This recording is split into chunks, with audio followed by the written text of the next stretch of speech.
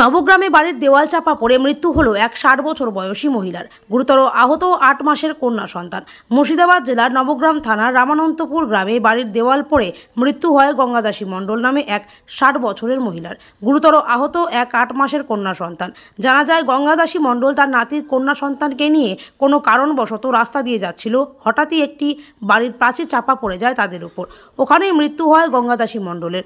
স্থানীয়রা তড়িঘড়ি গঙ্গাদাসী মণ্ডল ও ৮ মাসের কন্যা সন্তান প্রিয়াঙ্কা মণ্ডলকে উদ্ধার করে ৮ মাসের কন্যা সন্তান প্রিয়াঙ্কা মণ্ডল গুরুতর আহত থাকায় তাকে বহরমপুর মেডিকেল হাসপাতালে নিয়ে যাওয়া হয়।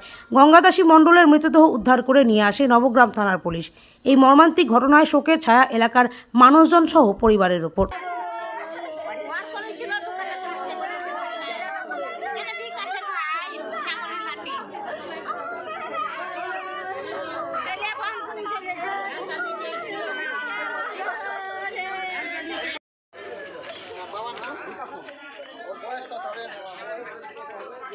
না না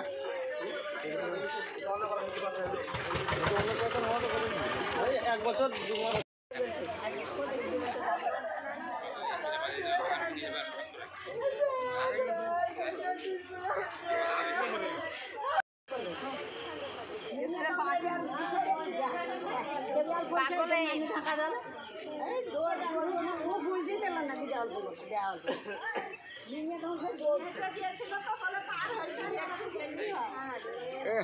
বিপদ আছে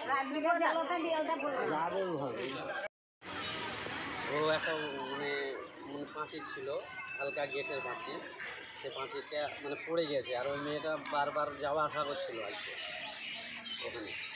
তাছাড়া আমরা ওখানে ডাক মারছিলাম সবাই মিলে, যে আমরা কান্না শুনে ছুটে আসি চেঁচামেচি। কতজনের ক্ষতি হয়েছে? ক্ষতি এখন একটা বাচ্চা করে নিয়েছিল, বাচ্চাটাকেও আঘাত হয়েছে। এখন বাচ্চাটাও মানে পাঠানো হয়েছে বহরমপুর। আর বড়টা এখনই মানে মারা গেছে, স্পটেই মারা গিয়েছিল, কিছুক্ষণ জীবিত ছিল। মানে পাঁচিরটা পড়ার পরে মানে স্পটেই মারা গেছে মহিলা? জীবিত ছিল, ওই জায়গাতে জল টল দেওয়ার পরে সে মানে নিঃশ্বাস ত্যাগ করা। আচ্ছা, বয়স কীরকম হবে? বয়স তো মোটামুটি 60-65 হবে। আর 65 বটে, কোনো ব্যাপার নেই, ভাতা তো পাই। আর বাচ্চাটার বয়স? বাচ্চাটা 10 মাস। 10 মাস না 10 বছর? 10 মাস।